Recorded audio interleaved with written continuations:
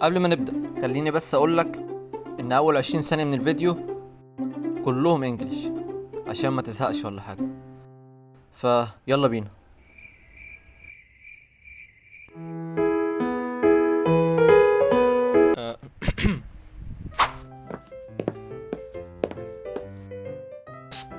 Hey everyone, last video I've told you we can learn how to speak English from movies.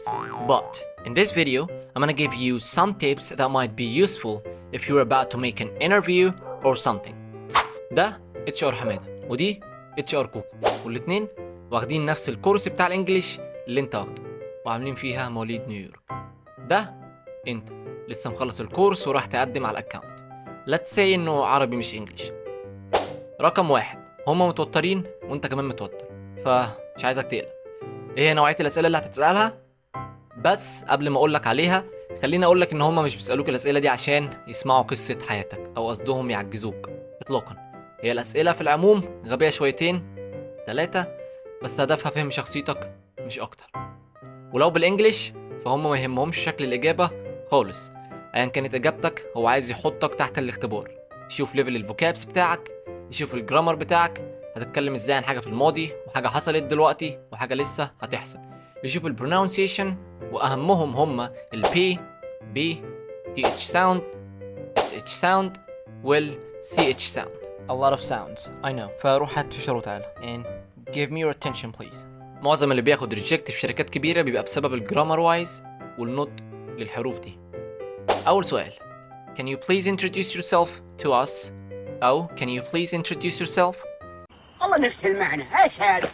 وهنا بتحس إن حد اداك طلقة عدت في نص دماغك ولسانك اتربط في بعضه، لكن هترد بكل بساطة كالآتي: Well, my name is، تحط اسمك، and I'm 24 years.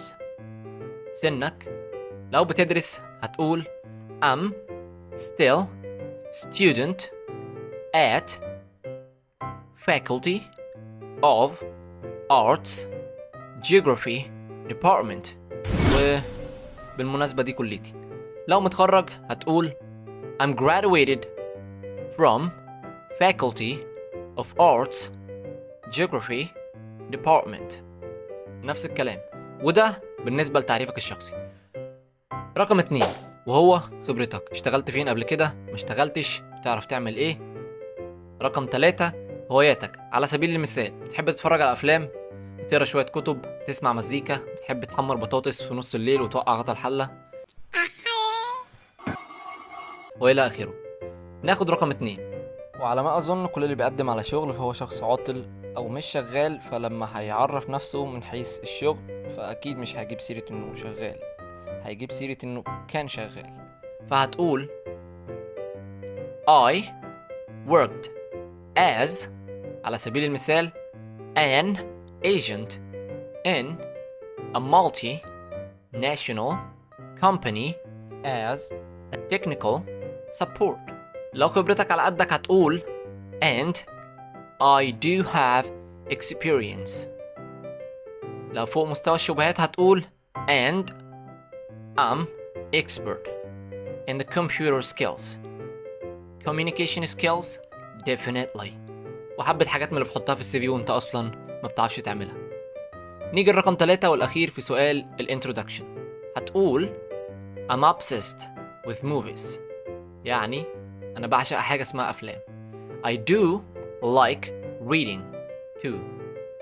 Sometimes I was making my own music. You can say I'm a music production. وبكده نكون خلصنا أول وأهم سؤال في الانترفيو بتاعك. بيجي بعد كده أسئلة زي Tell me a challenge in your life and how did you handle it. قولي على تحدي في حياتك وإزاي اتعاملت معاه. If you have a superpower, what would you like it to be. لو عندك قوة خارقة تحب تبقى ايه. Tell me about your childhood.